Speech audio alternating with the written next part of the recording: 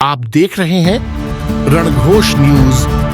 बेहतर बदलाव की आवाज। रामपुरा हाउस, जिसके इशारे पर जीत गवाह बनती थी, वही आज खुद के लिए गारंटी मांग रहा है।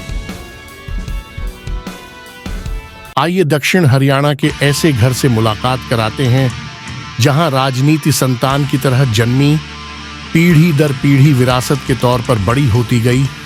कभी जवान तो कभी बुजुर्ग के चेहरे में ठहरती, चलती, इधर उधर भटकती हुई आज 2024 में 72 साल की हो गई। बात 1952 की है। स्वतंत्र भारत में पहले चुनाव का ऐलान हो चुका था। हरियाणा के रेवाड़ी शहर से सटे गांव रामपुरा के घर से सेना में कैप्टन के पद से नौकरी छोड़कर आया एक लड़का इसी शहर से आजाद उम्मीदवार के तौर पर चुनावी मैदान में उतर गया। जीत नहीं मिली, लेकिन राजनीति के तमाम तौर तरीके सीख गया। इसी साल उसने किसान मजदूर नाम से अपनी पार्टी बना ली। 1954 में वह अंबाला मंडल से पंजाब विधान परिषद में निर्दलीय सदस्य चुन लिया गया। सरदार प्रताप सिंह कैनरो मंत्रिमंडल में उन्हें परिवहन व राजस्व मंत्री का जिम्मा दिया गया। आगे चलकर यह युवा नेता पंजाब से अलग होकर 1 नवंबर 1966 में नया राज्य बने हरियाणा में 24 मार्च 1967 को संयुक्त विधायक दल के बल पर दूसरे मुख्यमंत्री बन गए। इस धाकड़ नेता का नाम राव बीरेंद्र सिंह था, जो स्वतंत्रता सेनानी राव तुलाराम के वंशज थे। इनकी राजनीति धाक उस समय देश प्रदेश की छोटी बड़ी सरकारों में धमाल मचा रही थी, जिसका अंदाजा इस बात से लगाया जा सकता है कि जब उस समय की देश की सबसे ताकतवर नेता इंदिरा गांधी को राव बीरेंद्र सिंह का साथ पाने के लिए हवाई चप्पल में ही रामपुरा हाउस आना पड़ा था। यह समय 23 सितंबर 1978 का था। राव बीरेंद्र ने इंदिरा गांधी के अनुरोध पर अपनी विशाल हरियाणा पार्टी का विलय कांग्रेस में कर दिया। उसी समय इसी रामपुरा हाउस से एक और राजनीति धुरी का आगाज हो चुका था। बीरेंद्र सिंह के सबसे बड़े बेटे राव इंद्रजीत सिंह 1977 में जाटूसाना विधानसभा सीट से विशाल हरियाणा पार्टी से विधायक बनकर पिता की राजनीतिक विरासत को मजबूत करने के लिए मैदान में आ चुके थे। ये वो समय था जब रामपुरा हाउस से निकली राजनीति हरियाणा से होते हुए देश में पूरी तरह अपना असर डाल चुकी थी। उस दौरान ही इंदिरा गांधी देश की प्रधानमंत्री बनी तो बीरेंद्र सिंह उनके मंत्रिमंडल में दूसरे नंबर के सबसे ताकतवर मंत्री के तौर पर राजनीति को अपने मिजाज से चला रहे थे। उनके सामने चुनाव लड़ने का मतलब तूफान को अपनी हवा से पीछे धकेलना था। समय बदलता गया। बीरेंद्र सिंह की बढ़ती उम्र के साथ राजनीति भी उनके साथ आराम करने लगी थी। 1996 के बाद उनके बेटे राव इंद्रजीत ने 1998 में कांग्रेस की टिकट पर महेंद्रगढ़ से सांसद बनकर अपने पिता की विरासत को समय रहते पूरी तरह से संभाल लिया था। 1999 में कारगिल युद्ध से बने माहौल से देश की राजनीति पूरी तरह से बदल चुकी थी। भाजपा से साधारण परिवार से डॉक्टर सुधा यादव ने इंद्रजीत सिंह को हराकर रामपुरा हाउस की सल्तनत को हिला दिया। उस समय लगा इस परिवार के खिलाफ एक नई राजनीति का आगाज हो चुका है, लेकिन 2004 आते ही यह परिवार अपने पुराने वजूद में लौट आया। राव इंद्रजीत ने डॉक्टर सुधा को हराकर वापसी की। 2009 में भी सांसद बने। इतना ही नहीं, उस समय अपने छोटे भाई यादवेंद्र सिंह के लिए अपनी जाटूसाना सीट, जो आज कोसली विधानसभा कहलाती है, को खाली कर दिया। मझले भाई अजीत सिंह ने भी राजनीति में हाथ आजमाए, लेकिन जीत का सेहरा अपने सिर पर नहीं बांध पाए। लेकिन अपने समर्थकों को कुछ सीटों पर जीताने में अजीत सिंह अपने बड़े भाई इंद्रजीत से भी ज्यादा असरदार दिखे। लेकिन अलग अलग कारणों से राजनीति अजीत से दूर होती चली गई। बीरेंद्र सिंह जब तक जीवित रहे, रामपुरा हाउस का डंका बजता रहा। उस समय तक हरियाणा के किसी भी मुख्यमंत्री की यह हिम्मत नहीं होती थी कि वह इस परिवार के खिलाफ जाकर अपनी जमीन तैयार कर सके। कुछ नेता उभर कर भी सामने आए, लेकिन ज्यादा समय तक इस परिवार के सामने टिक नहीं पाए। 30 सितंबर 2009 को 89 साल के राव बीरेंद्र सिंह ने दुनिया से विदा ली तो लगा रामपुरा हाउस कहीं राजनीतिक बंटवारे में बिखर नहीं जाए। उनके जाने के बाद राव इंद्रजीत सिंह के कंधों पर राजनीति को संभालने की पूरी जिम्मेदारी आ चुकी थी। अजीत सिंह अपनी अलग राजनीति की तरफ चल पड़े थे, यहां तक कि वे अपने बड़े भाई पर हमला करने में भी पीछे नहीं हटे। उधर बड़े भाई का साथ पाकर सबसे छोटे यादवेंद्र सिंह राजनीतिक चेहरा नहीं होते हुए भी कोसली से कांग्रेस की टिकट पर विधायक बने, तो राव इंद्रजीत सिंह ने दिल्ली की राजनीति में परिवार की जमीन को पूरी तरह से मजबूत करना शुरू कर दिया। इसी दौरान हरियाणा में समय के साथ सीएम बदलते रहे, लेकिन इस परिवार से उनकी कुंडली बहुत कम मिलती थी, जिसका खामियाजा यहां की जनता ने विकास में भेदभाव के तौर पर लंबे समय तक भुगता। 2013 आते आते देश और प्रदेश की राजनीति के हालात तेजी से बदलते जा रहे थे। कांग्रेस के खिलाफ जनता में माहौल बनता जा रहा था। राव इंद्रजीत सिंह का पहले से ही हरियाणा में कांग्रेस सरकार के मुखिया भूपेंद्र हुड्डा से सीधा टकराव चल रहा था। उन्होंने राजनीतिक नजाकत को समझते हुए बड़ा फैसला लिया और भाजपा में शामिल हो गए।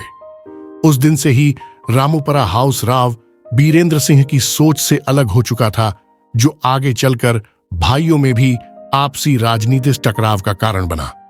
छोटे भाई यादवेंद्र सिंह ने कांग्रेस को नहीं छोड़ा और अजीत सिंह भी इस हाउस के असली राजनीतिक उत्तराधिकारी के तौर पर अपने बड़े भाई के खिलाफ खुलकर सामने आ गए। यह टकराव लंबे समय तक बना रहा। उधर भाजपा में आने से इंद्रजीत सिंह की अपनी निजी राजनीतिक सत्ता में भागीदार बनकर मजबूत होती चली गई, लेकिन रामपुरा हाउस समय के साथ सिकुड़ता चला गया। इंद्रजीत सिंह को यह भरोसा था कि भाजपा इस इलाके में उसके हिसाब से चलेगी, इसलिए वे अपनी बेटी आरती राव को रेवाड़ी से विधानसभा चुनाव लड़ाने का मन बना चुके थे, ताकि वह समय पर उनकी विरासत को संभाल ले। यह सोचना ही उनकी सबसे बड़ी राजनीतिक भूल थी। देश प्रदेश में तेजी से मजबूत हो रही भाजपा से राव का अपनी बेटी के लिए टिकट मांगना परिवारवाद की राजनीति को बढ़ावा देना था, जिसके खिलाफ भाजपा पहले ही मुखर रही है। राव को पीछे हटना पड़ा और ना चाहते हुए रेवाड़ी से भाजपा उम्मीदवार रणधीर सिंह कांपड़ीवास के लिए वोट मांगे। यही स्थिति कोसली सीट पर रही। अपने छोटे भाई यादवेंद्र सिंह को हराने के लिए राव इंद्रजीत सिंह को अपने समर्थक उम्मीदवार विक्रम यादव की खुलकर पैरवी करनी पड़ी। 2019 में भी इंद्रजीत सिंह को वही करना पड़ा जो भाजपा चाहती थी। बेटी को दोबारा टिकट नहीं मिला, लेकिन अपने समर्थक सुनील मुसेपुर को टिकट दिलाने में सफल जरूर हो गए, लेकिन तमाम प्रयासों के बावजूद उसे जीत नहीं दिला सके।